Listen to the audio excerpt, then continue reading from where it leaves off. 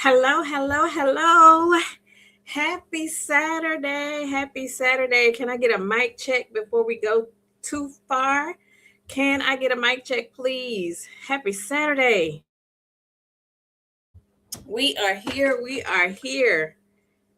Happy Saturday.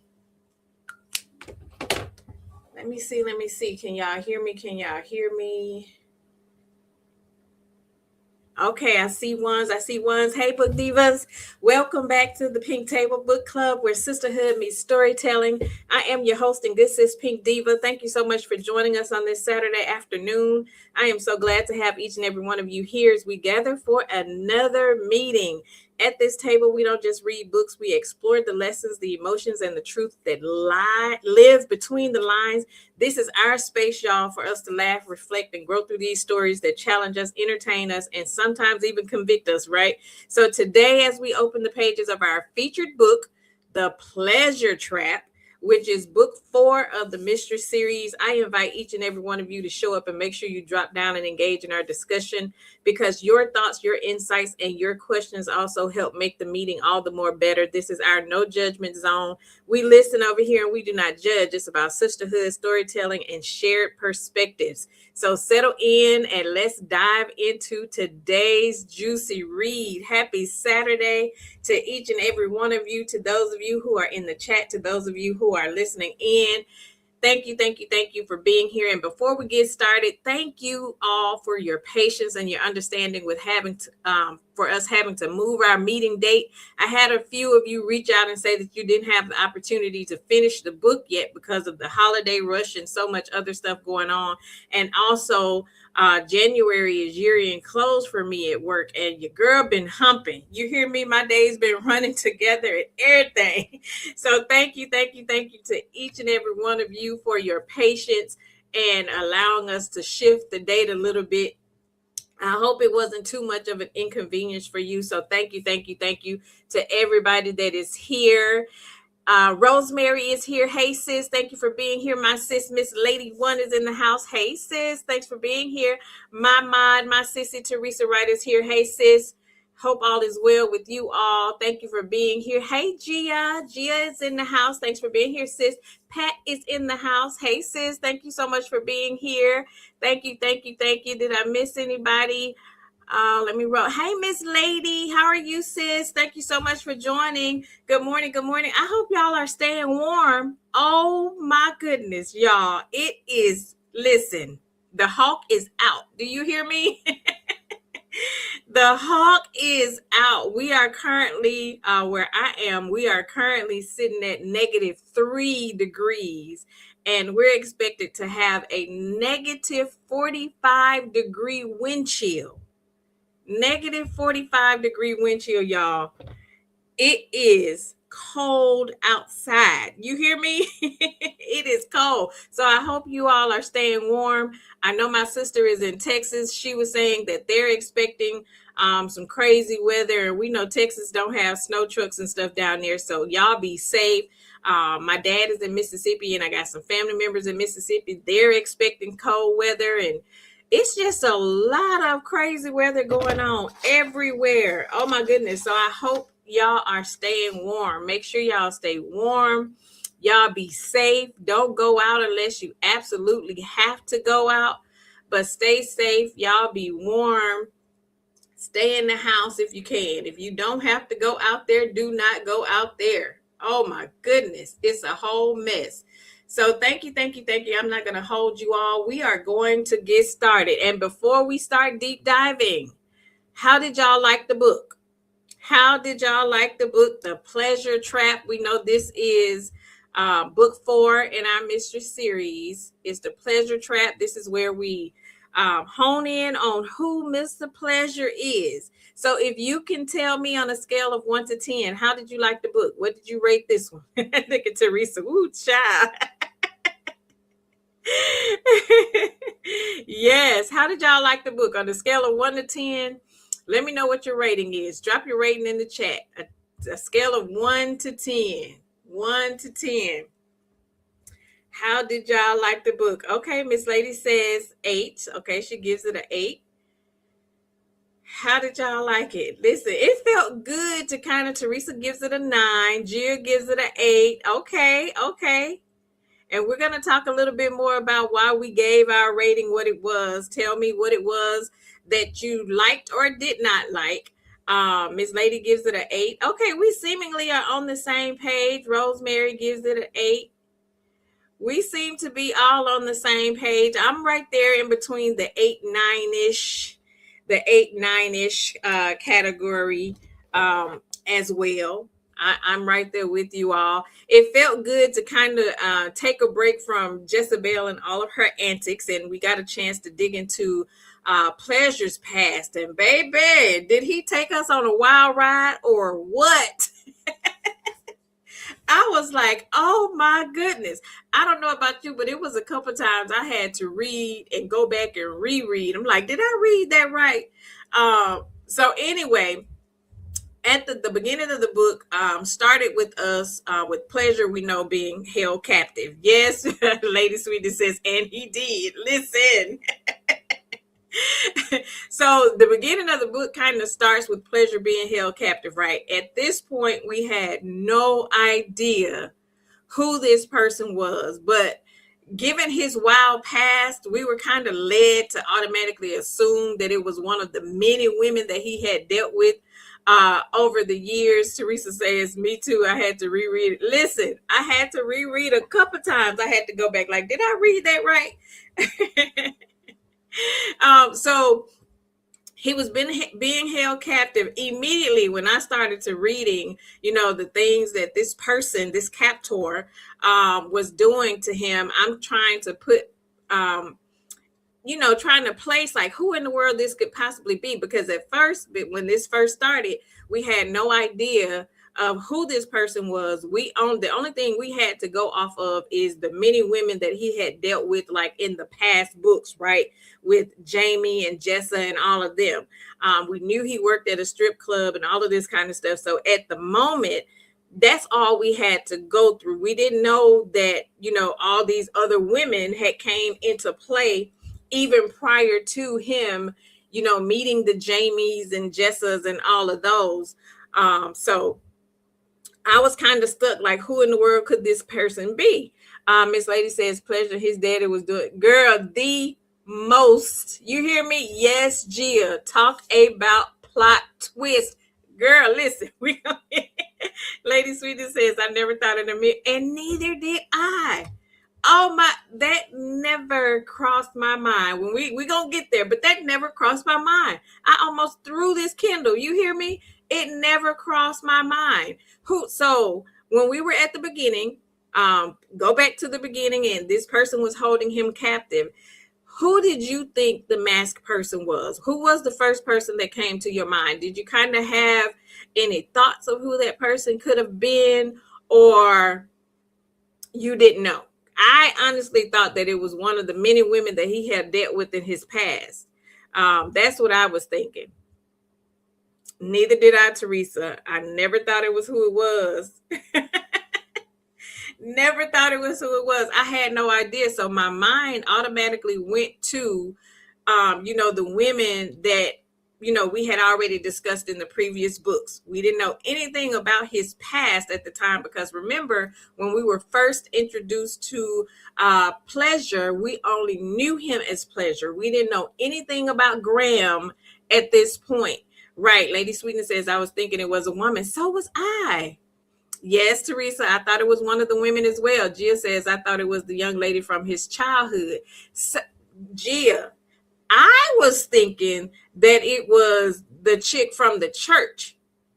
Remember the chick he was dating from the church, and the preacher didn't want him dating her son, dating his daughter. I thought it was her. But the thing was, the one thing I can appreciate about the author with the writing of this book was she painted the story so much so to a point to where it could have been anybody, right? I love how she gave us some details into each and every one of the women that he had came in contact with, and how their little rendezvous ended or what have you. So the way she was painting the picture, it could have been anybody outside of who it actually was.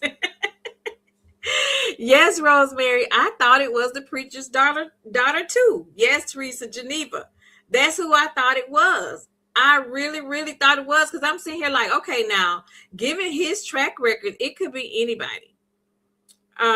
Yes, Gia, the preacher's daughter, Geneva, and that's who I thought it was. I was feeling bad at the fact that he was being drugged, and at this time we didn't even know his bout with drugs at this point because we were right at the beginning. This is what she had him held captive.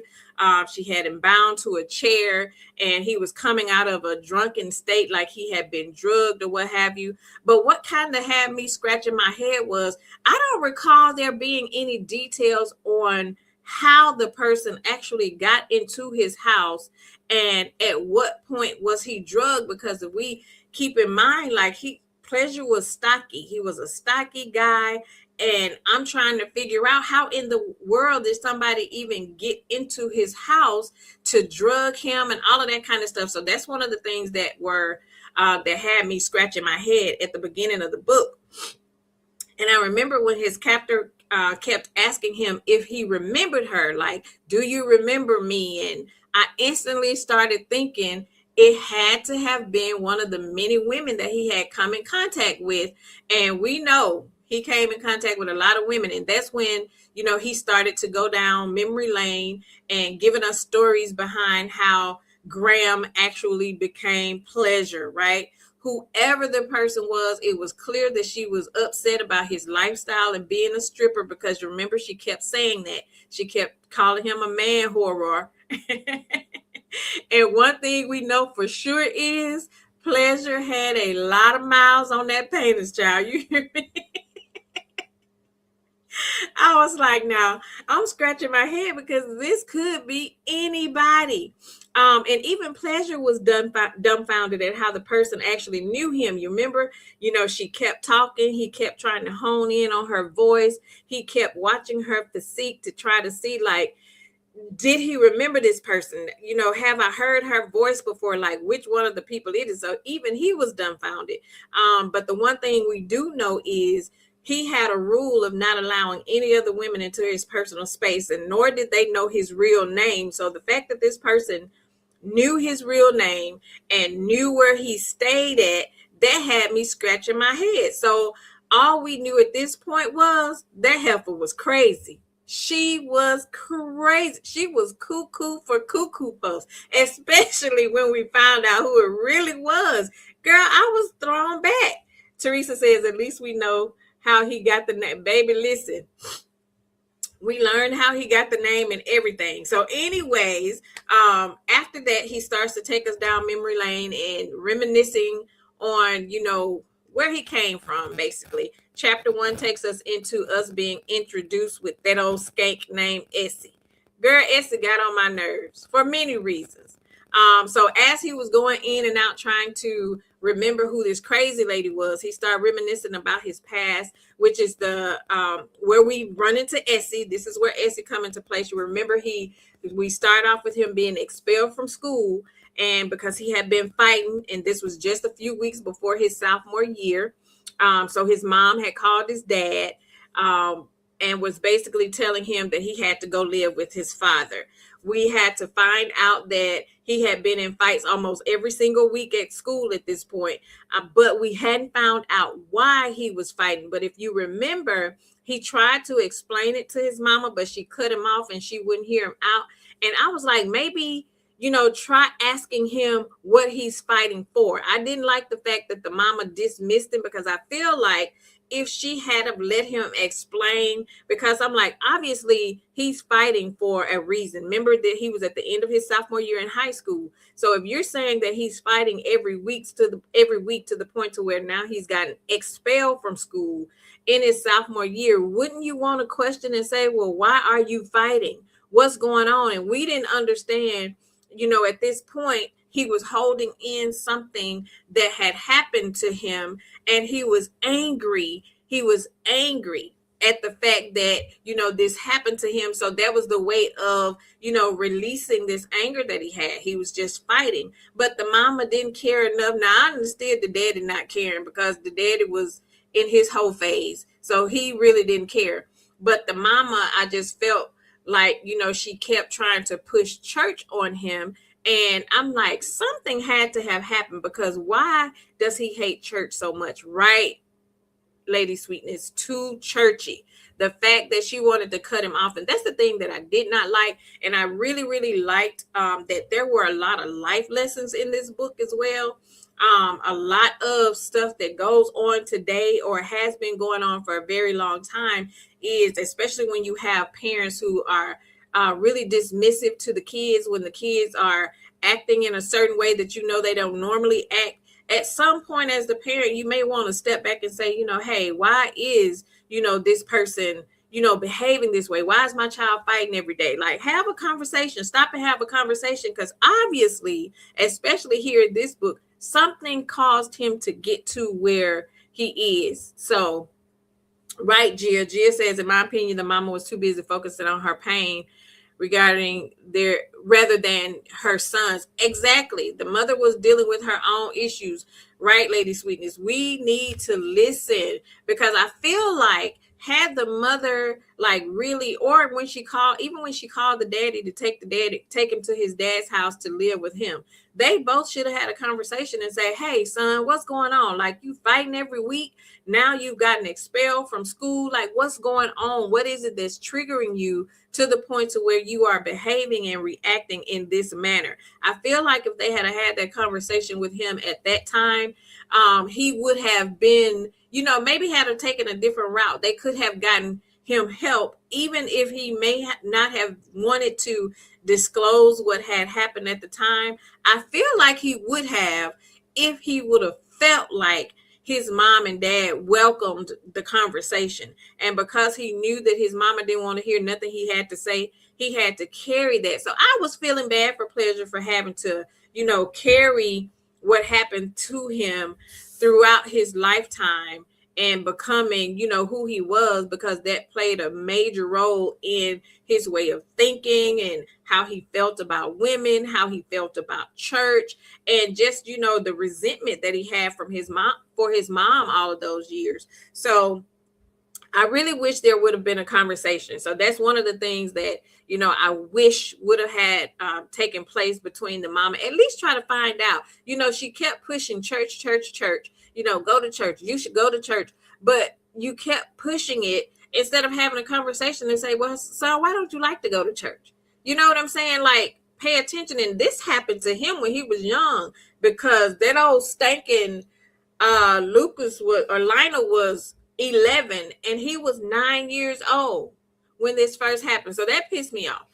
So anyway, he moves in with his daddy, and that's where it all began. Pleasure was definitely his daddy's child. The daddy had women in and out of that little small apartment every day, all day. And this is where he started to witness the actual lifestyle that his daddy had. And remember, I think he mentioned he kind of had a little resentment about his parents getting divorced as well when he was younger. But actually being able to live with his dad, he was able to witness the lifestyle that his dad had. So, and I think that's what actually shaped him and his view for women and relationships, because he saw his daddy bringing all of these women in and out of the house, and the daddy didn't, he didn't have any ties to any of them. It was just, sex. That's all he wanted. We knew Graham at the time was a virgin, because you remember he went into telling us that he had never slept with anybody at the time, but that changed when that old stank Essie came into play. Now, keep in mind, Essie was in her 30s.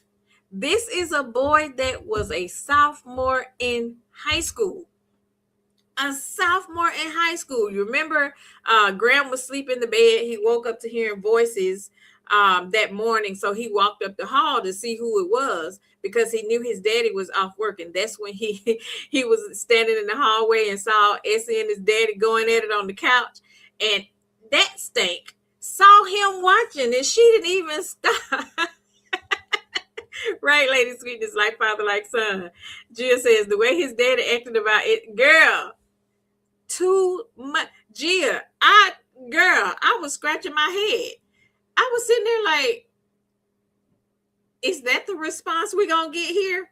But the fact that Essie saw him watching, and she didn't bother to stop. Graham was mesmerized. Now imagine this little sophomore boy, standing there watching his daddy, watching Essie, watching him. And that's when I clicked. I say, oh, she got him on her radar. I knew then that her nasty tail was going to try something. And again, let's remember, Essie was well into her 30s. Graham was just a sophomore in high school. And you remember the day she tricked him into coming to her apartment talking about his daddy was supposed to help her move some boxes. And so he went to the apartment to help her move a box. And that's the day that she actually took his virginity. Remember, he he said he walked in the house and she had a house full of kids. So we didn't even know the heifer had a daycare. So she basically had a daycare. So she tricked him into coming in the bathroom. Remember, one of the little boys walked into the bathroom and she told she told Graham, don't worry about it, because the little boy was autistic and he wouldn't remember. And they ended up getting in the shower and having a little rendezvous. So that's when, it clicked. That right there is when Graham became pleasure. He was in his grown man era at this time. And because she was the one that took his virginity, he started to feel a certain kind of way. So at this point, he was stressing out because he was like, oh my gosh, I slept with one of my daddy's ladies. How am I supposed to react around my daddy and all of this kind of stuff? And remember, he was crushing on the little neighbor girl. He was crushing on her. Her name was Lily. He was crushing on the little Lily girl, and he was supposed to be taking her out for a date and all that kind of stuff. Remember, his daddy gave him $50 to take her on a date, and he also gave him some condoms and told him that he didn't want to see no baby mamas, right?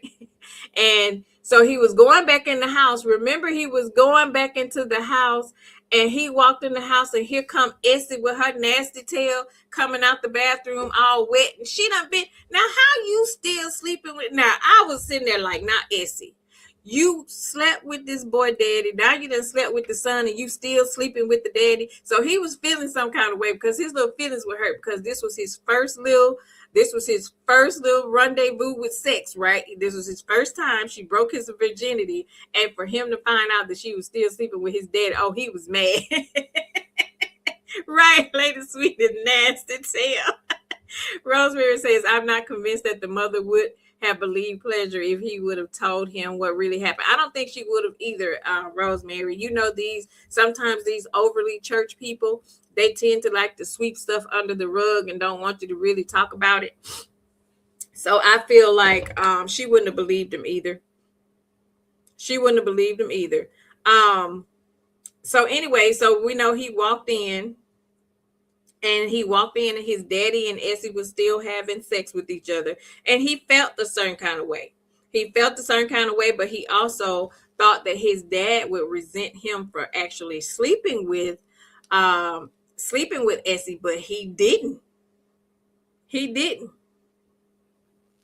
not sleep with him. So he ended up, the little girl, Lily, you remember, they never ended up going on the date because remember, that's when Essie had brought her little nasty tail back in there and tried to seduce him again. So nothing really came of Lily and Graham because he was too caught up with Essie at the time. Remember, Graham's mama, when we talked about Graham's mama wanting him to go to church all the time, but he never wanted to go. We never understood why at the time. Did you have any ideas at this point on why you thought he did not want to come to church? Did anything cross your mind? Like every time when his mama tried to get him to come to church and he never wanted to go, did any of you at any point stop to think like, why don't he want to go to church? Or did you question that at all while you were reading? Did you question why he possibly didn't want to go to church? I was kind of wondering myself. I was wondering why he didn't want to go to church. Lady Sweetness says, I knew something happened. I did too. I knew something had happened. Didn't know what. but I thought that it was definitely attached to the church. Had no idea of what it was. I just knew he was too hell bent on not wanting to go to church. Gia said she had already put it together. Miss Lady says she didn't. I knew something, but I just didn't know what. I couldn't quite put my hand on it, but I was always wondering, like, why he don't want to go to church. And I hated the fact that the mama never asked him to go to church. And so when we go back to remembering how Tyler was explaining to him when she stepped. Remember, Tyler was supposed to be going on this date with this other chick, and he forgot his keys. Remember, and Essie had brought her tail up in the apartment with Graham at the time, so they was in there getting it on. And remember, Tyler had to come back and get his keys, and that's when Graham was caught because Essie was in the house. So at this point, he was trying to figure out what in the world was he gonna tell his daddy, because he didn't know that, the daddy was doubling back to get his keys, but he was already with another chick that he had left in the car. He was surprised to see him picking up the keys. And you remember he said, "Daddy, I'm sorry," when he walked in the door. And then, Tyler turned around and looked at him all surprised and said, "What you sorry for?" And, Graham was like, because at this point, Graham was thinking that his daddy was going to be mad that he was sleeping with Essie. But his daddy didn't care. And that's when Tyler started to kind of school him. He was like, there are different types of women. It'll be women that you screw, and it'll be women that you marry. And he told him right then and there that Essie is just a woman that you screw. And he said he had plenty of those kind of women. He said, now, if that was somebody that I was lining up to marry, then I would have been pissed off. So he was telling him basically she was just somebody that I screwed. And that's when Graham's mentality started to shape about women. Because then he started to put in, this is why, especially us as adults, this is where, what we do and what we allow kids to see. This is when they start picking up on our traits and our behaviors and the things that we do in front of them. So this is where Graham, he was, to me, because he was a sophomore, and I know men tend to look at their sons totally different than we as women. For whatever reason, men be proud when their sons be out doing this kind of stuff, because in their mind, like, well, at least he's not, rainbowish, right? We know what that means. So they be proud that they be having all these different women in and out or whatever, what have you. So this is where Pleasure's mindset starts to change. He starts to see all these different women coming in. So he gets past Essie. So then we move into Geneva. Y'all remember who Geneva was? Geneva was the pastor's daughter. Geneva was the pastor's daughter. Remember, Geneva and him had never been intimate before. He wanted to, because remember, Essie has given him this feeling. So he's chasing this feeling. His little virginity had been broken at this point. And so now sex was on the brain. Every woman that he came in contact with, and because of what he had seen witnessed his daddy doing, this is the behavioral traits that he was now looking into being. He was trying to be just like his dad. So his dad ended up moving in with one of his girlfriends, remember, and he had to move back into his mama's house. He had to move back in with his mama. So of course she was making him go to church, and that's when he ended up meeting Geneva. Geneva was the pastor's daughter. They would hang out, kick it, or what have you, but they never got to the point of being intimate with each other. And you remember she finally invited him to church, and he walked out to church, and he was in the parking lot smoking the weed. I said, "Now, Graham, why are you doing that?" I said, "Because them church folks gonna smell that weed in your clothes.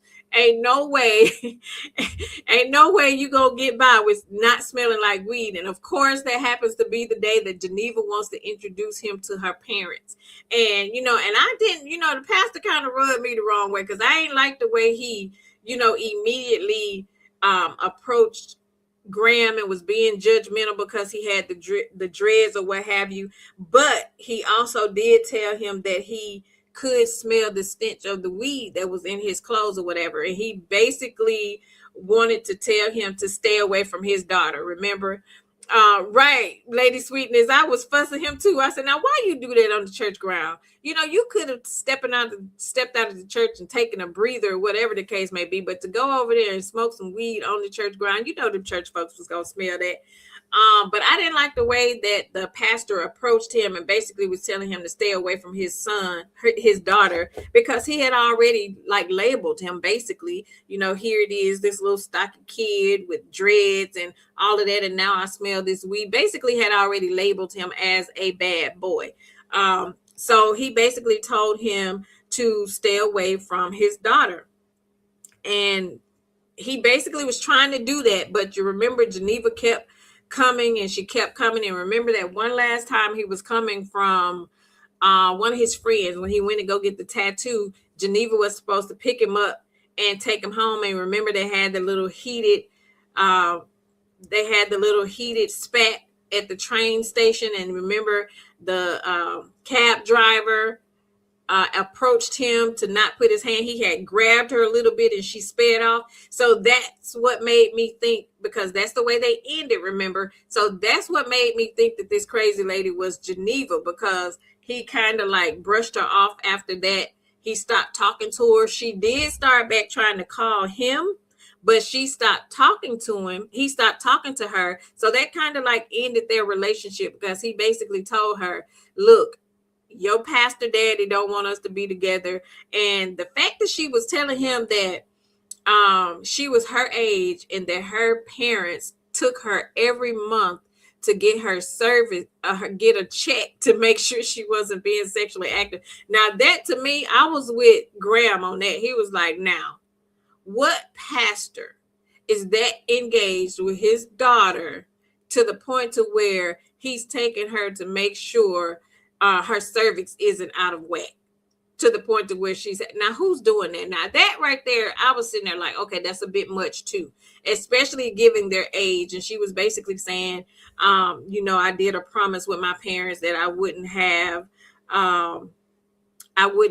you know, sex or what have you until I was married, or the case, whatever the case may be.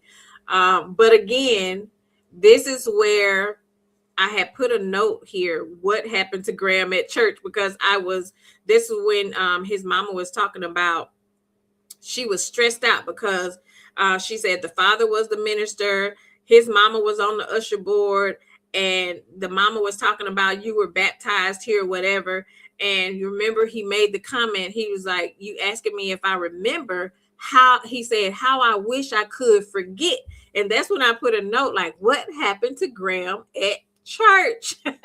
I was like, something happened to that baby at church. And I'm like, how is the mama missing it? Because here I am just reading it in the book. But, you know, this is supposed to be your kid, especially as parents. We pay attention to their demeanor. We pay attention to their personality changes, their attitudes, their mood swings, to the point to where we can look at our kid and tell like something is off, something is wrong. He's not saying it, but something is off. Like, have the conversation. And I was like, have the conversation. Lady Sweetness says, baby, that was a bit way too much. It was.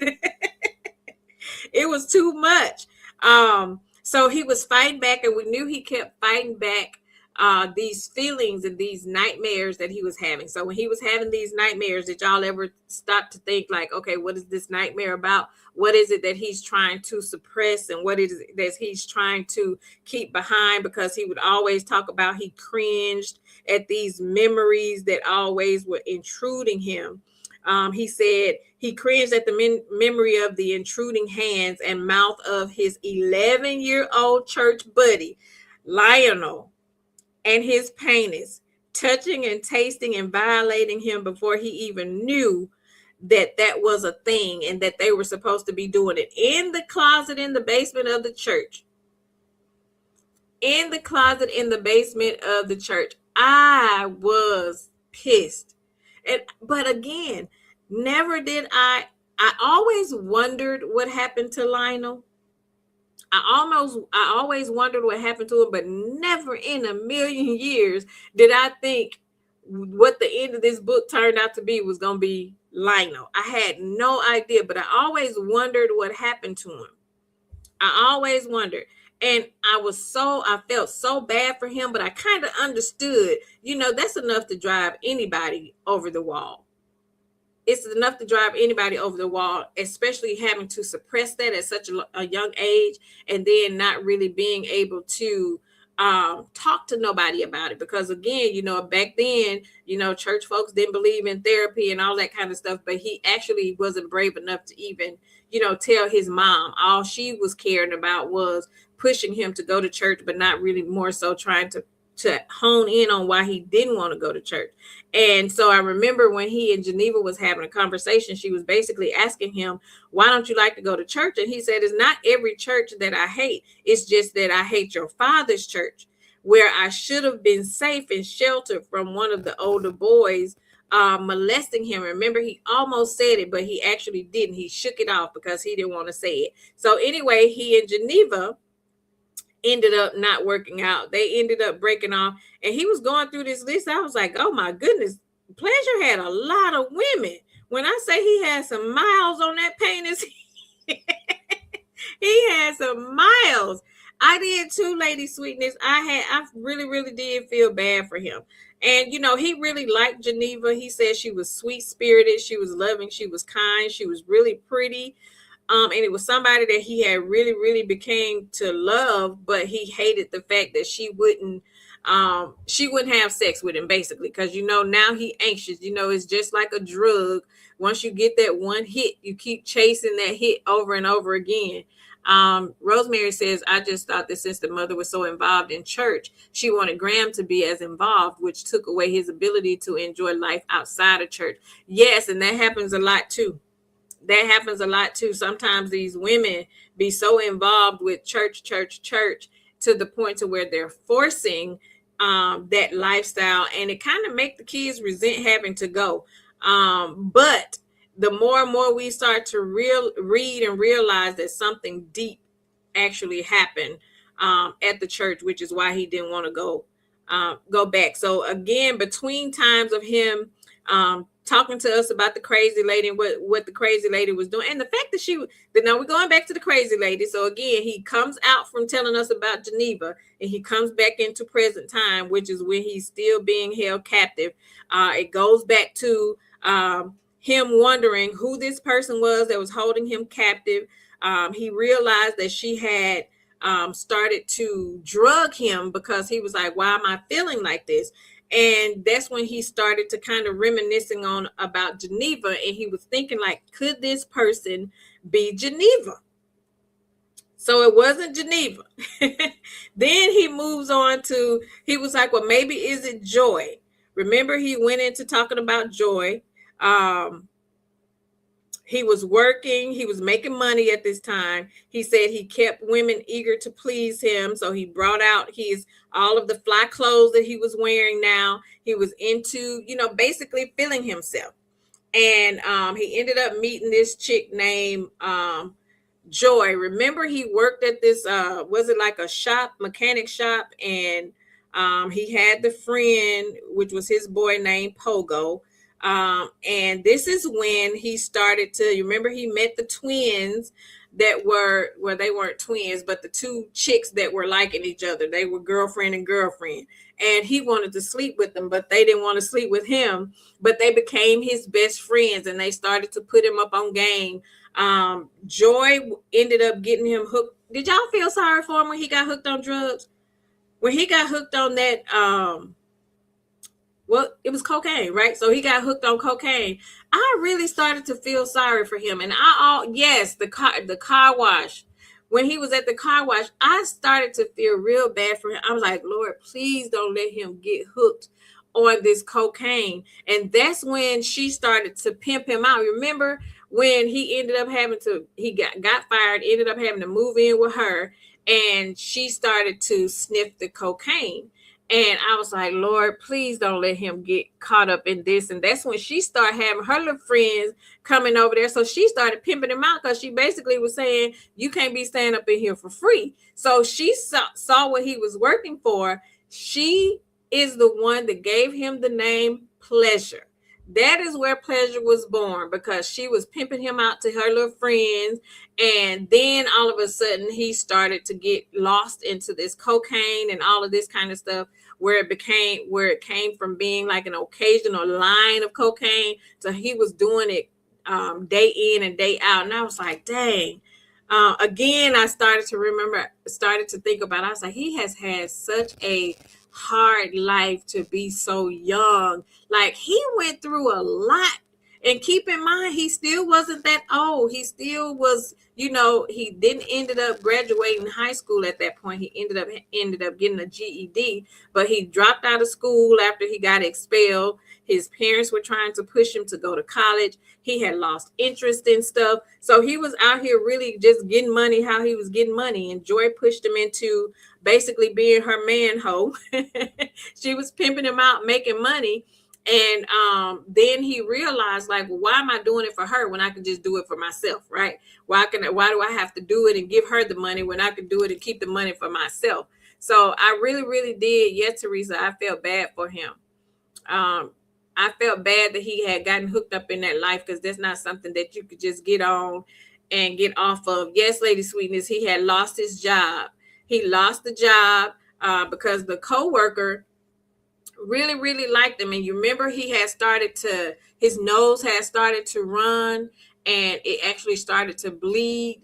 And that's a clear sign that somebody is sniffing cocaine, when they start to, because it messes up the lining in your nose. And then all of a sudden you would be sniffling all day long, but then it started to bleed. And that's when his coworker recognized that he was on that white stuff. He said, because I've been there. So he was trying to talk. Remember, they was in the bathroom. He was trying to talk to him and tell him, like, look, I've been where you are and you need to get help. But you remember, he got angry. He didn't want to be receptive to, the feedback he was trying to give him. And the boss walked in. Remember, the boss walked in and fired both of them, caused both of them to lose the job. But that's when, Pleasure went into the office and told the boss, like, hey, it was me, it wasn't him, that's my stuff, because he didn't want his coworker to lose his job.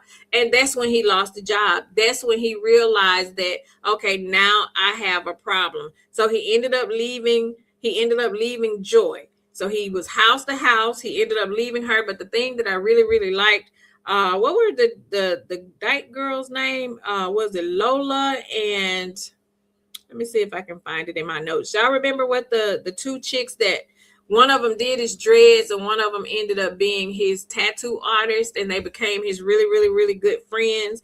And they were the ones that was, teaching him, how to dance and all of this kind of stuff. What were their names? Let me look through my notes so I can see what their names were. Let me see. Their names were let me see. I can't think of their names. It's right here on the tip of my tongue. Was it Lola and something? Because remember, he went to New Jersey to meet up with one of his guys because he said he wanted a tattoo. And that's when he saw those two girls, but they never would sleep with him. But they became his really, really good friends. They're the ones who basically was helping him do the little private shows in his apartment and teaching him how to dance if he wanted to dance for women and all of that kind of stuff. And this is when he meets Quinn. So after Joy comes Quinn, right? He had gone to rehab. Remember, he ended up going to rehab. He did an in-house rehab to where he could get himself clean, to get off the cocaine and all of that kind of stuff. And he had started taking art class at the community college. He started taking art classes, and this is where he met Quinn. At the time, we had no idea that Quinn was who Quinn was. He ended up meeting with Quinn, and you remember, he had basically already friend zoned Quinn. Quinn was a friend to him. Quinn was the only one that he had allowed to come to his apartment to know where he stayed and all of this kind of stuff. Remember, he said they would wait for each other as they were going to class. going to art class. Quinn couldn't draw that well or what have you, and he started inviting her over. And I remembered when you remember the last time he had Quinn over. So they went into how they met every day, walked each other to class, and after class they would go have lunch and all of that kind of stuff. And remember that day that he invited Quinn over to the house, and he noticed but didn't say anything. He noticed how she was looking at him in a manner to where she wanted more than what the friendship actually was, but he wasn't ready to push it to that level. And you remember she asked him the question like, have you ever thought about me in any other different way? Y'all remember that? She ended up asking him if he had looked at her in any other way outside of a friend. And he told her no. He was honest with her. He was like, no, I never looked at you that way because I never wanted anything to come in between our friendship. He basically was explaining to her, like, I really love the friendship that we have. I love that I can talk to you about stuff. And you remember he had caught her taking some pills. He had caught her several times, like when he looked around, she was taking some pills, but she told him that it was because she was taking those pills because she was cramping. Y'all remember that? And he brushed it off, not paying attention to, not looking into it any deeper. He was like, okay, she taking some pills for her cramping. Did y'all wonder if those pills were actually what she said they were for? Did y'all suspect Quinn of, being any kind of way when y'all were reading about their story and how they actually became friends and stuff? I was side-eyeing her, and I didn't like the fact that she was trying to push the relationship thing. Because remember their last conversation, the one thing the Arthur was good at is that she tied up like loose ends when it came to these different women that he was dealing with. She painted a very clear and vivid picture of how they ended, which is why at the end, when we were trying to figure out who the person really was that was holding him captive, it could have been any of these women, because none of them ended on a good note. None of these relationships ended on a good note. It always ended up with them getting into it about something, or him walking away and blocking them and never, talking to him again. Rosemary says, no, I really believe what Quinn said. I didn't kind of like, I didn't think anything about the pill. It's just the thing that made me like kind of like scratch my head a little bit is because when he explained her demeanor when he caught her taking the pill. Because I feel like, girl, if it's you just taking the pill for your cramps, just like, girl, boy, it's a Midol, it's for my cramps, or whatever the case may be. But I never suspected her. I just didn't like the fact that, she was basically trying to force him to like her. And she basically was looking at him like, you ain't never looked at this. You remember their last argument, she got extremely upset when he did not look at her the way that she wanted him to. She wanted him to like what he saw. She wanted him to be attracted to her, and he wasn't attracted to her in that manner. He told her, like, you're beautiful, like you're one of my best friends, and I don't want to overstep that. And I'm just sitting here like, now when we got to the end of this book and found out who Quinn really was, and I was sitting here like, okay, so Pleasure, you didn't notice anything like out of the ordinary with this person. And we know at the end he was beating himself up at the fact that he didn't understand that Quinn ended up being Lionel at the end, right? So I'm sitting here like, I'm trying to replay like all of their interactions and how in the world did he miss that? But the thing that really bothered me more about Lionel is this happened when you were 11 years old. Lionel's family ended up selling the home and moving away, right? It never talked anything else about what happened to Lionel, where Lionel went, anything about his life. And so the fact that, and you remember at the end when Lionel came to, and we'll get to this without me going too far into it. I'm just sitting here, how in the world after this whole like gap in y'all interacting with each other, how did you end up back even concerned about pleasure and his life and what he had going on.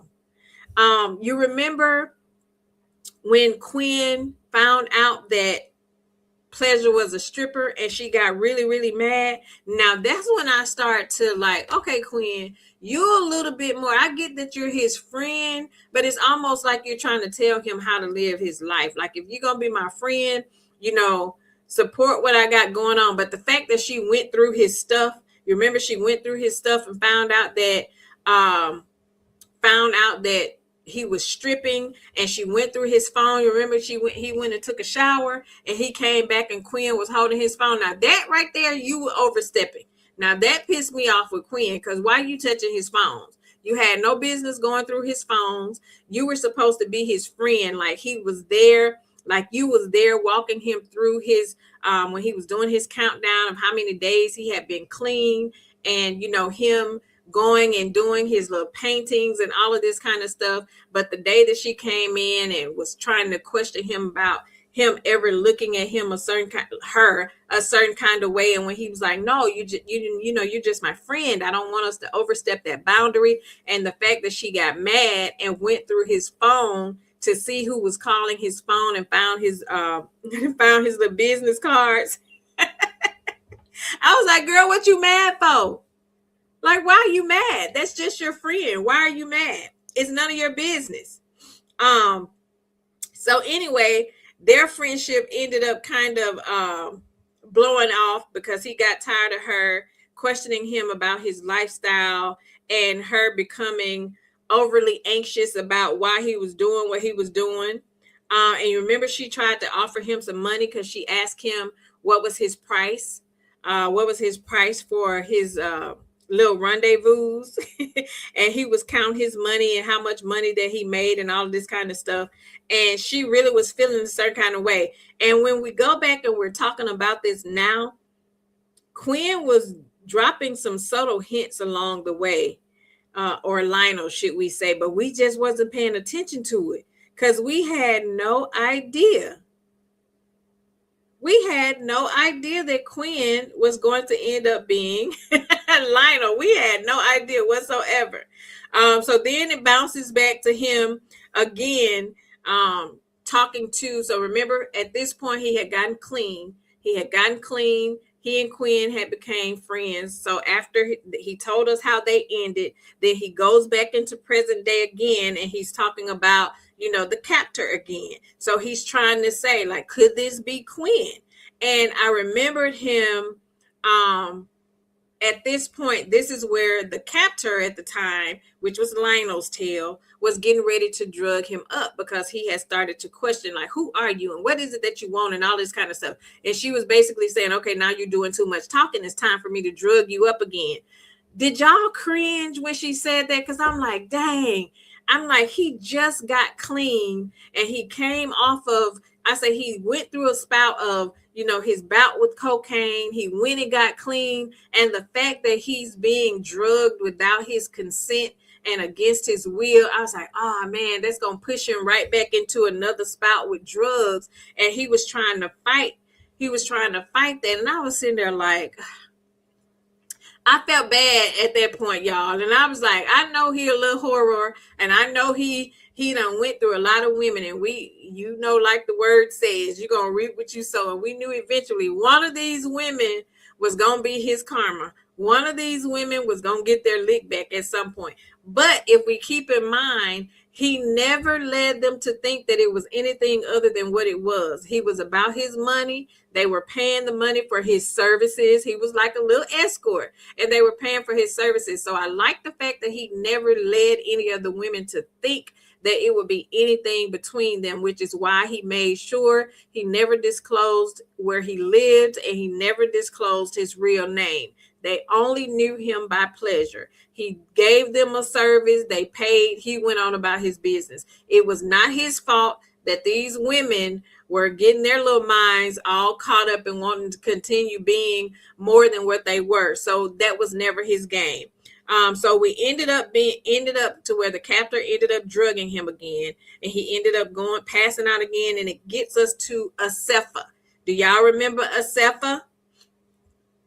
Do y'all remember Asefa? Asefa was one of the ladies that had attended one of these um, what do you call it? Strip parties, bachelorette parties, and he was the stripper at the bachelorette party. Remember, Asefa was one of the ones that was there, and Asefa had called him over to do a service for him. Asefa is the one that broke his little ego. You remember when he went over, she paid for a private dance for him to come to her house. Asefa is the one that had caught her, her ex-husband had cheated on her or what have you. But Asefa is the one who really schooled him. Remember, Asefa broke his little ego because she was like, that's all you got? And she is the one who taught him how to go down on the women. You remember he said, I ain't never doing that. You remember he had been against that for years. He vowed that that is something he would never do. He was like, I ain't eating no groceries. I ain't doing none of that. I'm coming in to pleasure you, get my money, and I'm going home. But the first bout with Asefa, they ended up sleeping together. Basically, she broke his little ego by saying, that's all you got? I could get this from anywhere. And that stuck with him. That stuck with him because he left there thinking like, dang, his little ego was broken. And she basically was telling him like, I'm a lady, you know, and you can't just come in just wanting to get straight to the point without, you know, we're not microwaves. You got to warm us up, right? You got to turn this oven on 350 and it takes us time to heat up. We ain't no microwave. You can't just come up in here moving like you microwave ready. You got to heat us up. So therefore, you got to take steps too. She was like, you got to get in their head. You got to talk to them. You got to rub them and massage them the right way. You can't just coming up in here.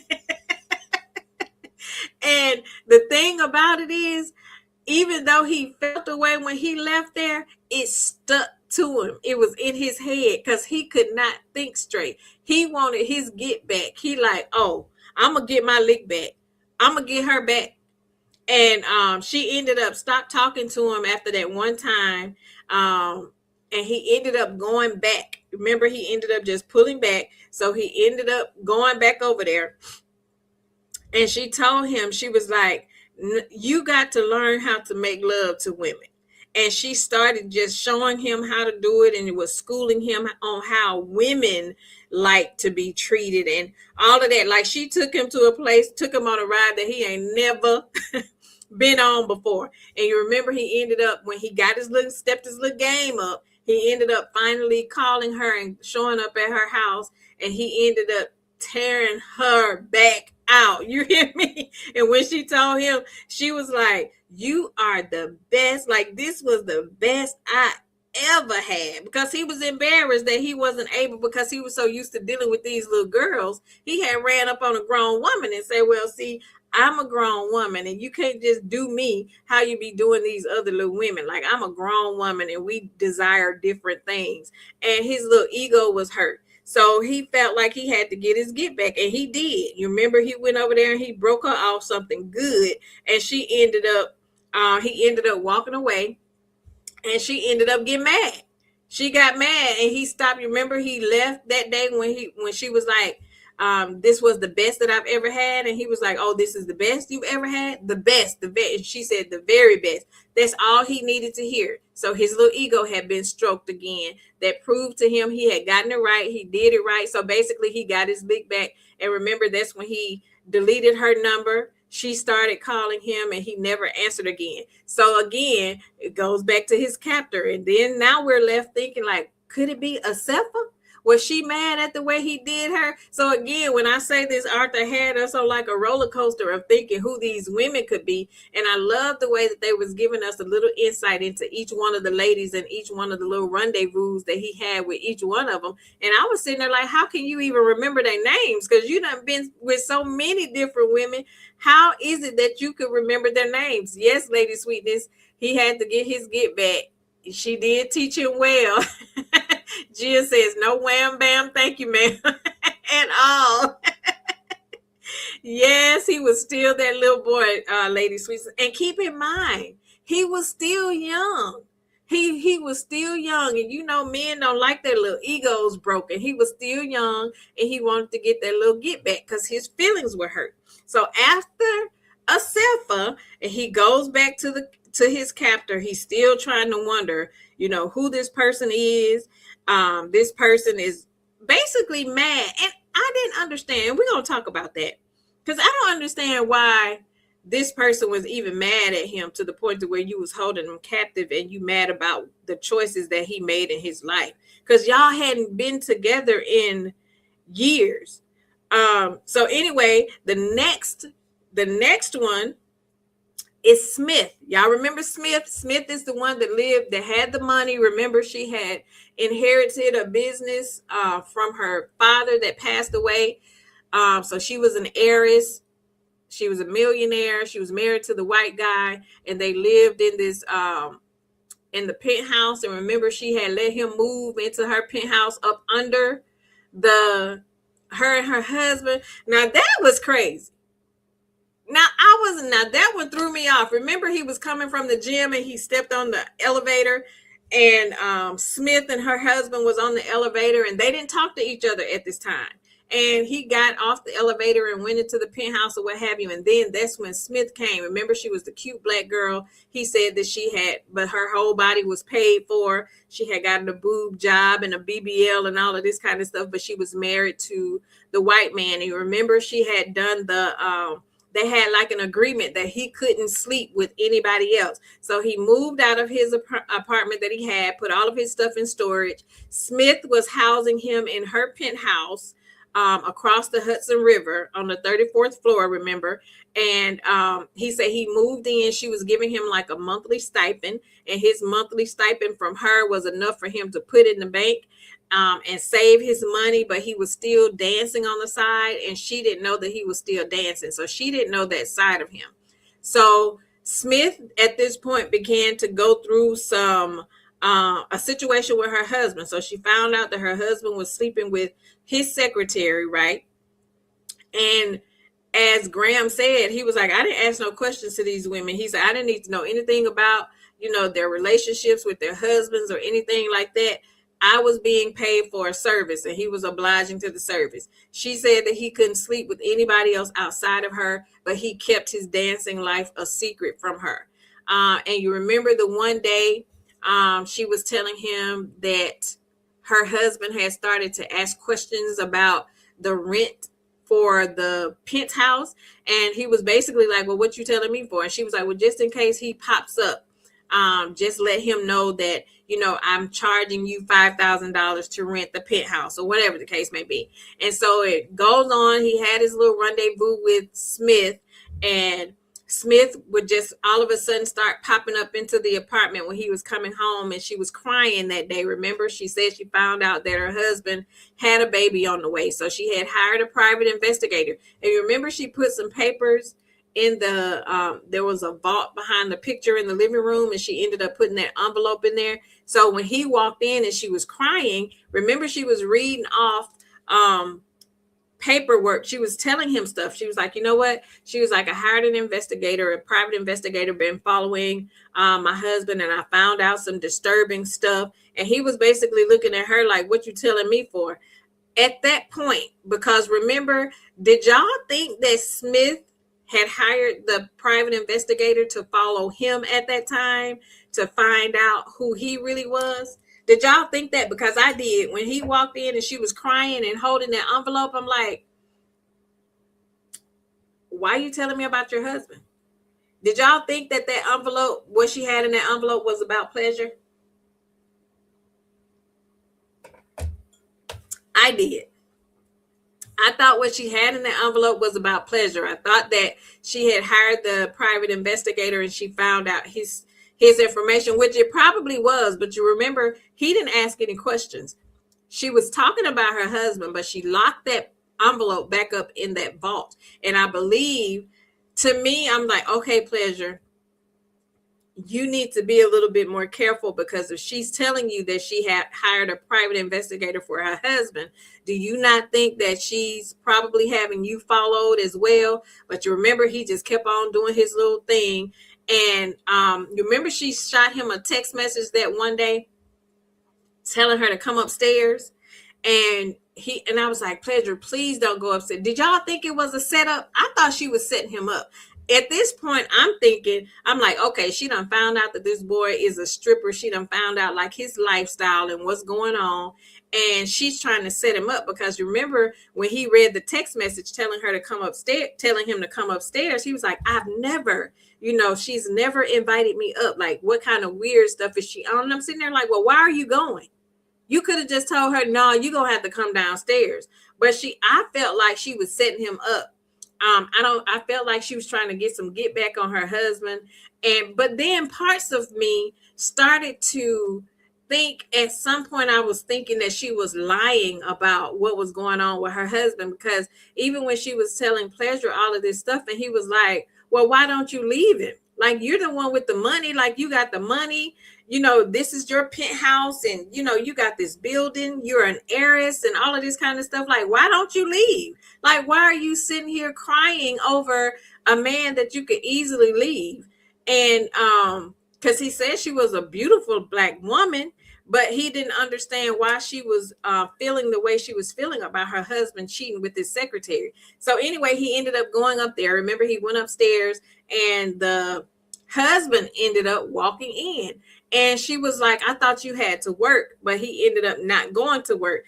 Did y'all think that there was a setup at that point? Because I'm like, okay, out of all the days, what are the odds that the husband would come back on the day that he ends up coming upstairs and he's in their penthouse? I thought that was a setup. I really thought that Smith had found out about his past, and she was setting him up, kind of trying to make her. I felt like she wanted her husband to walk in and catch her and Pleasure together as sort of like her get back with him. So I was thinking it was a setup. And remember, she told him to get down behind the couch. I was like, oh my gosh. I was like, this chick is setting him up, and he literally had to sit there. I was like, okay, this is a bit too much. So I thought she was setting him up. He ended up being able to sneak out when she went and got in the shower.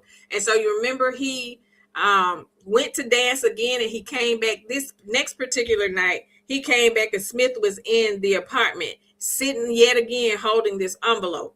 I knew then that she had caught him.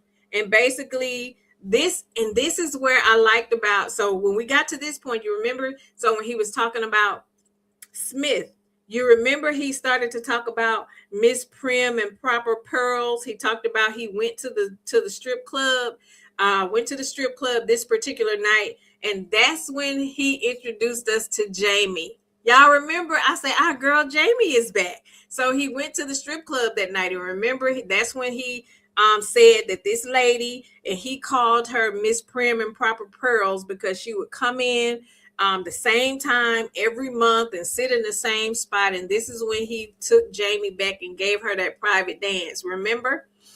That's when Jamie and Pleasure met at the strip club that night. This is where, and remember, that's where Jamie in the other Mistress books was telling us she used to go to the strip club. So this introduced us to Jamie and Pleasure and how they came about. So Pleasure had all of that stuff going on before he even met Jamie. Jamie had no idea of who Pleasure was. All she knew was he was her favorite dancer at the strip club, and that's who she used to go to see. And remember, he gave her that private dance, and he got attached to Jamie. Remember, he got really attached to Jamie. And so it shows after that little dance, he went back, and he and Smith had basically been messing around for like 7 months. They had like a little 7-month long rendezvous. And I was reading a note that I had wrote. He said Lionel had been 5 or 6 years older than him. Also, he was explaining when he was going back to talking about how he and Smith ended. Remember, he would always go in and out thinking about what had happened to him, what Lionel had did to him. And he was saying that Lionel was 5 or 6 years older than him. and that they were never friends before. So he was going in and out. You remember, he was trying to compress his anger, but it always took him back to thinking about what happened with him at that church. And remember that one night he was clean at this time, but you remember that one night he couldn't sleep and he kept up and down, walking in the living room, out of the living room, went into the room and saw that he hadn't touched his paintings and stuff in a while. He couldn't sleep because thinking about what Lionel had did to him had started coming to the forefront. And you remember he went through that bout that night to where he couldn't sleep and he thought something was happening. He thought he was about to have a heart attack because he was thinking about that stuff so much. That's when it gets back to Smith, and he ended up breaking things off with Smith. He ended up walking away and not wanting to deal with her anymore because remember, he walked in, she had that envelope. She had, this time it was his. So she running down everything that she had in the envelope. She was basically telling him you was kicked out of high school for fighting. You got a GED. You was a cocaine addict. You went to rehab. Then you started stripping at this club called Club Trick. She said, and so he was sitting there and she was basically she said, so you've been selling yourself for all these years? And he was telling her, he's like, well, that's how we met, remember? And it was almost like she forgot, like, you met him doing the same things that you're trying to accuse him of. So he basically was sitting there listening at her, telling her background because she had all this kind of stuff. And she said, but I did like the fact that you did get tested and didn't have diseases every 3 months and all of this kind of stuff. And she said what was the most revealing thing to her was Jamie. Jamie stood out to her. You notice a couple of them, and you remember that's what Quinn's issue was, Jamie. For whatever reason, they start to notice how he felt about Jamie.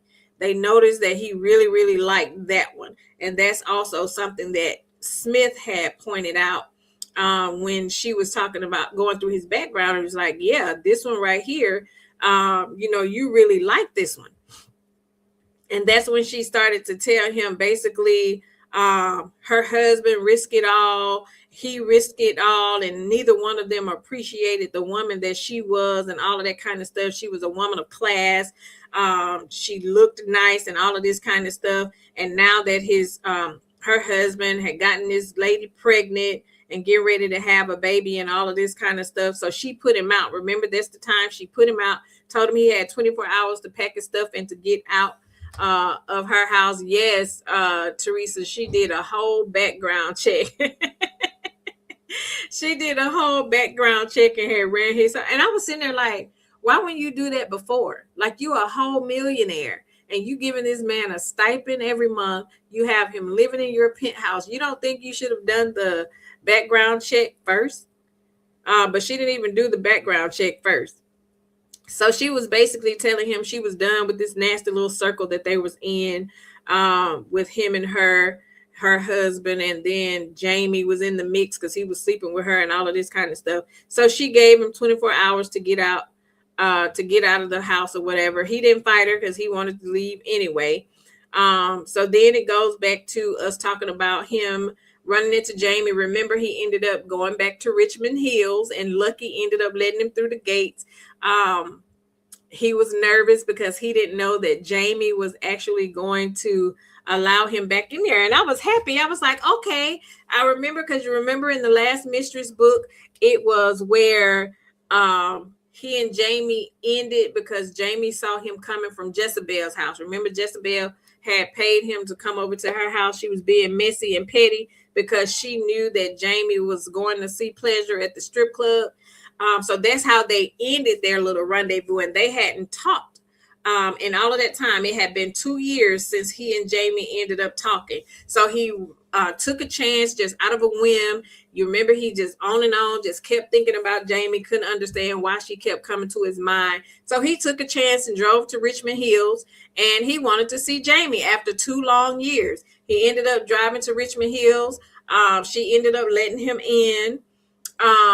And they ended up having a little wham bam, thank you, ma'am.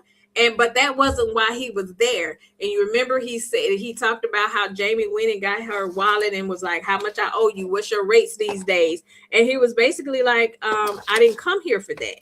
And she was kind of taken aback because she didn't know that, he didn't come there for that. And he was like, no, I really just came to take you out. And they ended up going to dinner.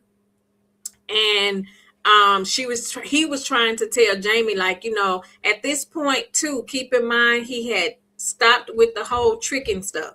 You remember he said he had stopped doing it. He had turned his phone off. He wasn't answering the call for any of his little burner phone for any of the little tricks or what have you. He had kind of tried to step away from that life and end all of that stuff, right? He basically remembered what his dad had told him about. Remember, his daddy ended up having the heart attack, and that kind of scared something in him. It scared him because he thought his dad was going to die. So he basically remembered what his daddy told him. He was like, look, at the end of the day, he was like, I know you live in life. He said, I've been there. You're doing exactly what I was doing. But at the end of the day, the only thing that matters is you finding somebody that you can settle down with. I know that you're still young and that's probably not on your mind, but when you get to a situation to like where I am now, sitting here laying in this hospital room, you gonna need somebody by your side. And he was like, and if it wasn't for your mama giving me another chance, I don't know where I would be. So basically telling him, like, at the end of the day, stripping and stuff is good and it probably pay you well and all of that kind of stuff. But if you ain't got no ride or die by your side, somebody that's gonna be there when you going through a situation like I'm going through, you would be laying in this bed by yourself with nobody to care if you make it or not make it, nobody to help take care of you or all of that. So that stuck with him. He was listening to what his daddy said. So I think that's when he started to look back over his life and all of the women that he had come in contact with. And Jamie was the one that always stood out to him because they had a relationship, although she was paying for his services, but they still talked a lot. They still like had a relationship outside of just that. And that's what he wanted back. So she was the one that stuck. Lady Sweetness says, plus he remembered what his father told him about getting, oh, absolutely. Yes, Miss Lady, he changed. Yes, he was actually a smart guy, Teresa. He was. So he listened to what his daddy was basically saying, like, okay, you need to, you're getting older. We ain't going to be young forever. You're getting older. You need to find somebody to settle down with. So he took a chance, popped back on Jamie. They went to dinner or whatever. And I was sitting there like, I said, now, Jamie know his past. Will Jamie be able to look past the past he had? Like, she know. And so they tried, though. You remember she ended up inviting him to Arya and Kingston's house. And you remember even the guys were feeling a certain kind of way because they must have heard the ladies over talking about him. And you remember they pulled Pleasure to the back because they was like, did my wife ever pay you for services? They were looking at him and he kept trying to figure out why they keep looking at me. And so they kept looking at him and they pulled him to the back of the room and they was basically like, did our wives try to pay you? Because we know we heard them talking or what have you. And so he was like, no, it was never like that. So they kind of was a little relieved. But I had my eye on that one lady. You remember that one lady that was there that was off over in the corner? And he said she kept looking at him and he kind of recognized her from one of the little rendezvous. He was like, I don't know her, but I know I've serviced her before. And you remember she kept looking at him. Lady Sweetness says, even though he embarrassed her in front of her mom and her friends. Right. And you remember he said he purposely did that because you remember he was scared to fall in love with her at the time. He said he realized that she was starting to like him more than what, they had going on, and he wasn't ready to settle down. So he was purposely doing stuff to push Jamie away, but he never could. And that's when he said, I even walked out in front of her mama with no clothes on, and I was trying to embarrass her in front of her friends. And he thought that would push her away because he wasn't ready to settle down. And, he wasn't at that point, but that never pushed her away. Jamie was the one that always stuck. And that's why he ended up going back with her or what have you. But I was sitting there, I was like, I don't know. I don't think she's gonna be able to look past his, past, because that's a lot. Especially when every time we go somewhere, one of your little thoughts gonna pop up and be disrespectful to me, and I'm supposed to be your lady knowing the background. But he was trying to tell her that he had given up that part of life at that time. She was trying to tell him that he had given up that life and he hadn't answered that phone in over 2 years and all of this kind of stuff. And remember, he was standing outside of the window when Jamie, Aria, and Renee got remarried. Did y'all catch that? In this book, Renee has gotten remarried, so I'm sure we'll hear more about that in our next book. But Renee has gotten remarried. Kingston and Aria are still kicking it real good. They have a kid.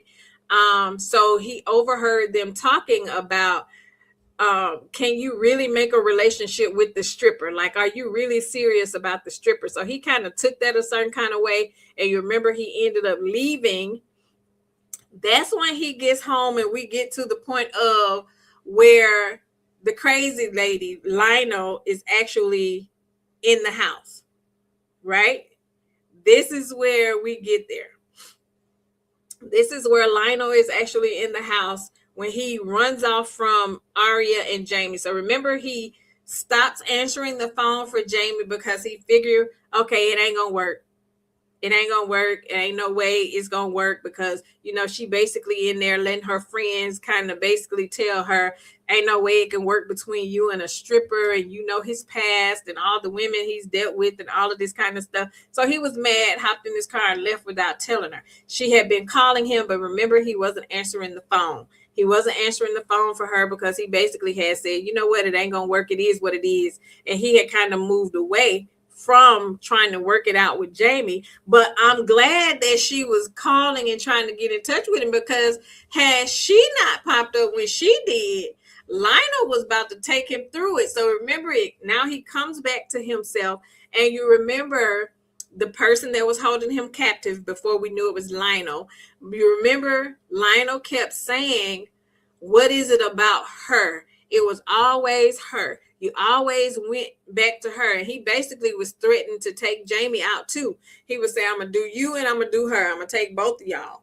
And she was getting to the point. At this time, he still did not know who it was. But it blew my mind when he got to the point of talking about, remember, during his rant, he was saying, I paid good money for this body. And so I'm thinking, like, okay, which one of the women has he been with that paid good money for their body and all of this kind of stuff? I'm like, it ain't making no sense. And he was like, oh, you didn't realize, huh? And that's when she started to talk about how she had befriended his mama, had became friends with her, and that's how she found out where he lived at and all of this kind of stuff. So basically, the mama was talking too much to a stranger and ended up telling Geneva / Lionel where he stayed, because the mama had to drop off a package or something to him and she was with him that day. Right, Lady Sweetness. Shem was very jealous of, and you know what? And that's what racked my brain, because why are you jealous of Jamie? Like, you and this boy, you molested this boy when he was 9 years old. Y'all have had no contact since then. You moved on with your life doing whatever.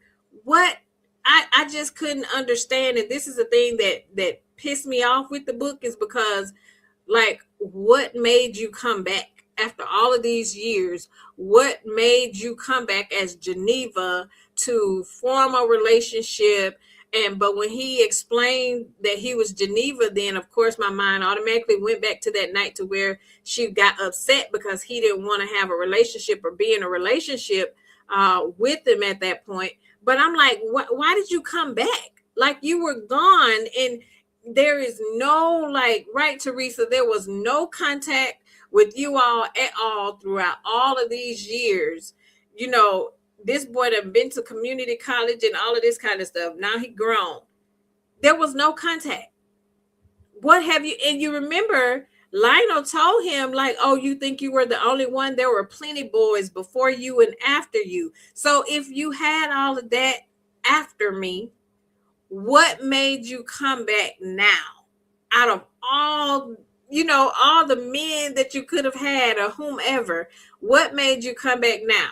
So that's what kind of pissed me off with that. Like, and I was totally thrown aback, had no idea that this person would have been Lionel. So that took me off. So I was like, okay, Niobia, I see what you did here. You painted this picture to make us think that it could have been any one of these women, and it ended up being somebody that we totally did not think that it would have been at all. So that threw us off.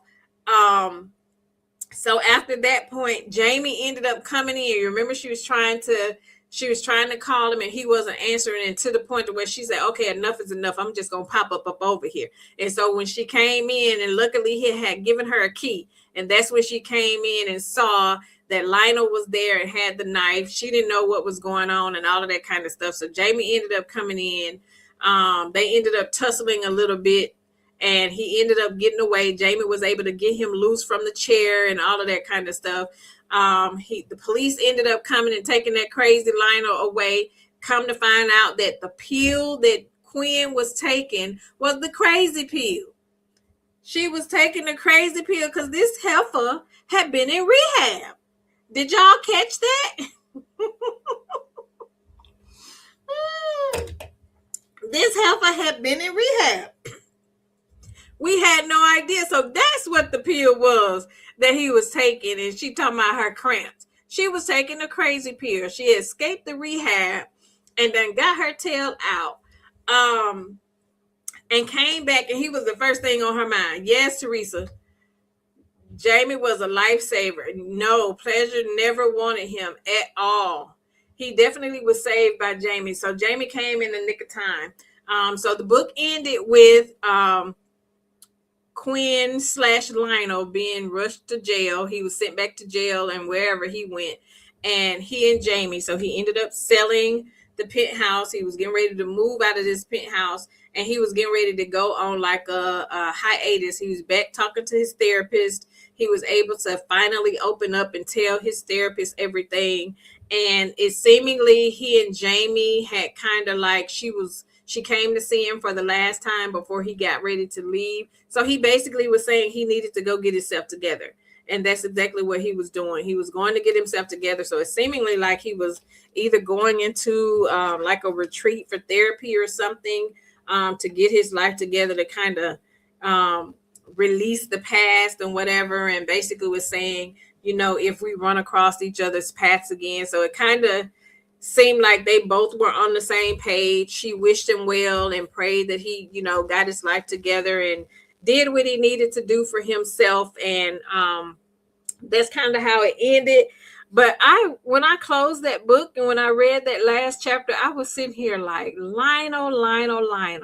Never in a million years would I have thought. I never would have thought that. So for that, I give kudos to Niobia for taking us on that roller coaster ride and not knowing who it actually was. Yes, he needed therapy. Teresa says, that's why I gave it a 9. It started off like we were a whole new book to paint the picture of how we got pleasure was awesome. I don't think the next books can top this one. Listen.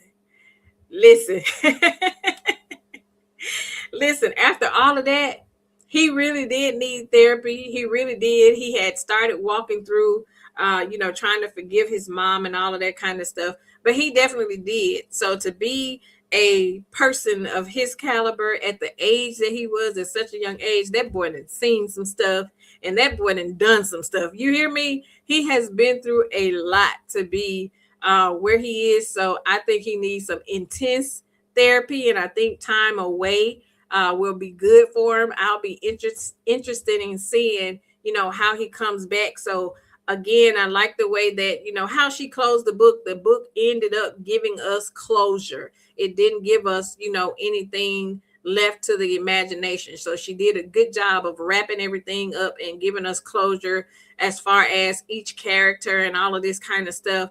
And she threw that monkey wrench in there at the last minute at the end. We had no idea. So, she kept us entertained from chapter to chapter, wanting to go to the next chapter, because we're all sitting here like, okay, now who in the world is this crazy lady? Which one is it?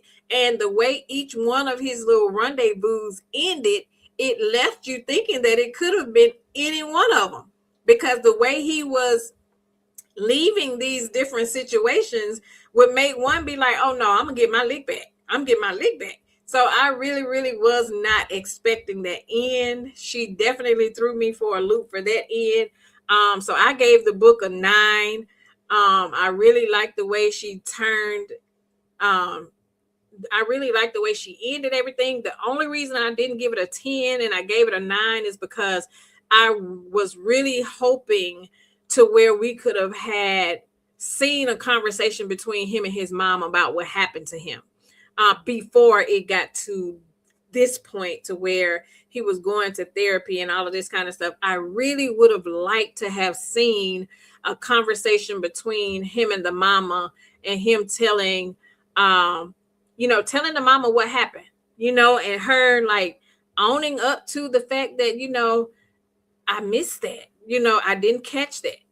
I was forcing church on you, and never in a million years did I stop to think. I feel like if she had have went back to where, because the little boy in him needed that. I felt like the little boy in him needed his mama to know what he went through, and the mama needed to have sat in that and saw that all of these years my baby went through this, from 9 years up until now he's been carrying this burden. And that also explained why he was doing these women the way he were, because you remember he said at the end of the book he got so entangled with sleeping with all of these different women because he was trying to prove to himself that he was not gay. He was trying to prove to himself. And that's why, and I understood. I said, okay.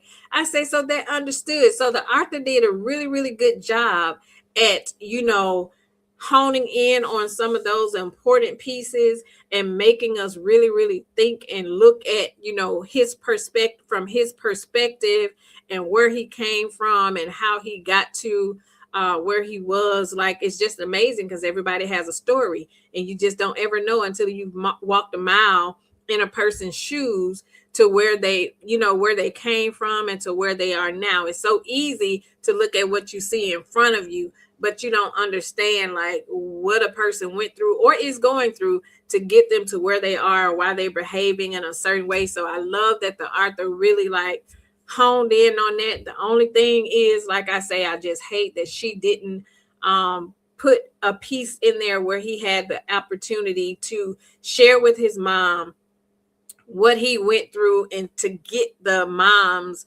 view on it and what her reaction would have been. That's the one thing that I did not like.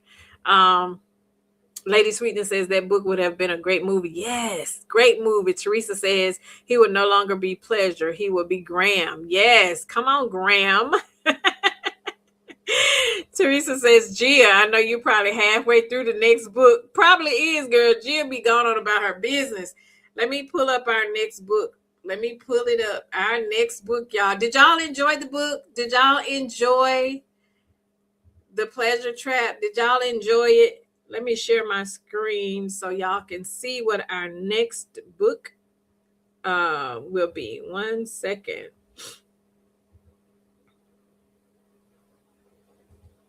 Let me pull it up.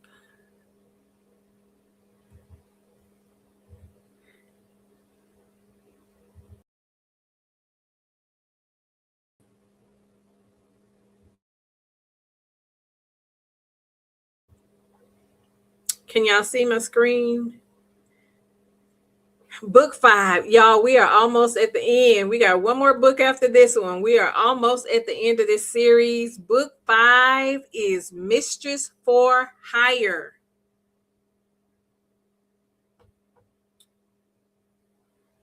Let me make sure. Make sure I'm right. Yes, book 5 is Mistress for Hire. Yep, you missed that one, Teresa. Mistress for Hire. Mistress for Hire. That is book number 5. Let me read the synopsis. Book 5, Mistress for Hire. And we have one more. Our last one is our last book will be Her Pleasure, Teresa. That's the last one. So book 5 is Mistress for Hire. And the synopsis is: she cheated with one of her best friend's husbands and turned scathing publicity into cash money celebrity. But Jezebel has reformed. She's trying to make amends to those she did wrong, and she started a successful business catching rich, unfaithful spouses. Her agents are beautiful lost girls who get a shot at the good life. And when Jessa's sizzling affair with private detective Hammer turns into love and marriage, she's sure she's finally doing things right. Until she catches Hammer sleeping with one of her agents just months after their wedding. His betrayal, plus the return of somebody from her past who is being used by her deadliest enemy, makes Jessa go back to her old ways with a vengeance. Now Jessa's leaving no secret buried as she pursues every forbidden passion and shatters the lives of those who cross her. But it's the enemies Jessa don't see coming who have her dead in their sights, and she'll need to up her game past the limit to face a devastating truth and survive. Whoo, child. Okay, so somebody coming for Jessa. Somebody's coming for Jessa. So it says that basically Jessa has remarried. She's got this new business where she's working to catch these unfaithful married men, successful married men, catch their spouses, catch them cheating. Help their spouses catch them cheating, and thinking she's finally doing things right. She done remarried, she got a husband, her husband gonna sleep with one of the women that's working for her, so she's feeling betrayed, and now she's on some get back. But what she don't see coming is that actually somebody is coming for her. Somebody from her past is coming for her, and she don't know who it is. She don't know who it is. So y'all get ready. Book 5, Mistress for Hire. Mistress for Hire. Lady Sweetness says, does that mean Jezebel is coming? Yes, Jessa is coming back. So book 5, we're talking about Jessa's business. Remember, she's taking the whole mistress thing. She's making it a whole business. She started a business to where she's going to be hiring people to, she has a team of people, and married women can hire her company to help them catch their cheating spouse. So she's making a whole business out of this. Jessica is getting Jessa has gotten married. She has a new husband. She thinks her life is on the up and up. She feel like she's living her best life until she finds out that her new husband, just a few weeks after she got married, is now sleeping with one of the ladies that she's hired to work for her. So now she's on some get back. And but what she don't see coming is somebody from Jessa's past. It could be somebody from Richmond Hills. We don't know. But somebody from Jessa's past is coming back, and she don't see it coming. So again, she thinks her life is on the up and up, but her past is coming back to get her. Her past is coming, right? Miss Lady says, sound like karma to me. That's exactly what it is. Teresa says, I wonder will we get to see Aria? Girl, I wish. Teresa said, Jessa better not be boring. I won't want to come after pleasure. Listen, she coming after pleasure. But again, I think the enjoying part of it, Teresa, will be us actually being able to see Jessa get her karma. So based off what the synopsis is giving us, it seems like, she's at a point to where she think her life is good and everything is all good, but she is going to get cheated on. She gonna get her karma. So she gonna get, Karma gonna get his lick back. Like she slept with Jamie's husband, and now look, somebody's sleeping with her husband. So it'll be interesting to see how she reacts to this news, being that she was once the mistress herself. So it'll be interested in seeing. I'll be interested in seeing how she actually maneuvers through that, since she was once the mistress herself. So I'm looking forward to her catching her karma. Good for her. I want to see, but I'm also interested in seeing who this person from the past is. Who is this person from the past? That's what I'm interested in seeing. So I'm interested in seeing that. I'm interested. So again, y'all, book 5, Mistress for Hire, Saturday, not November. Gosh, we're in February. Saturday, February the 21st. And are you all okay with this time? Are you all okay with third Saturdays at 1:00 p.m.? Are y'all okay with that? Are y'all okay with that? And again, thank you for being understanding for us having to shift it back. So we're a week late, but thank you all for being flexible in that. We don't have a lot going on, so now we got time to read. Like Teresa say, Jill probably already read the book already or halfway done. Okay, Teresa says good for her. Miss Lady says yes. Rosemary says yes. Okay, perfect. So Mistress for Hire is book 5. We have one more book after this one, and we will have completed the entire Mistress series. It's been a ride, y'all. I have been really, really enjoying it. I have had a pleasure rereading this book. This book was good. Again, I give it a 9. So great job here. So like Teresa was saying, I'm interested in seeing, how book 5, if book 5 is going to top this one, because this one kept us on a whirlwind for sure. So we will see. So y'all, happy reading, Mistress for Hire, which is book 5. And we'll be right back here February the 21st, 1:00 p.m. Central Standard Time. So we have plenty of time to read and tap into what Jezebel is bringing this time. So I had an amazing time. I hope you all did too. Thank you all for joining. Thank you again for your understanding in us having to push it back. I enjoy our conversations. I enjoying us being able to read together.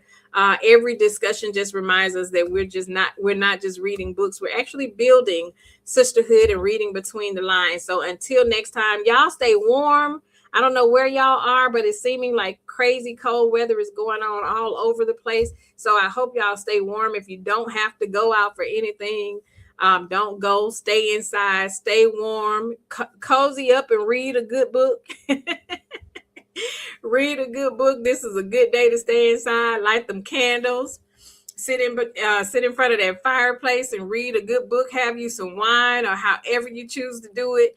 I'm staying inside. I'm not going outside. Today is -3 currently, but it's supposed to get down before that. So thank you. So y'all enjoy the rest of your Saturday. I love you all. I enjoy our book club meetings. And until next time, you all have an amazing day and stay warm. And I will chat with you soon. Love you, ladies. Have a good day.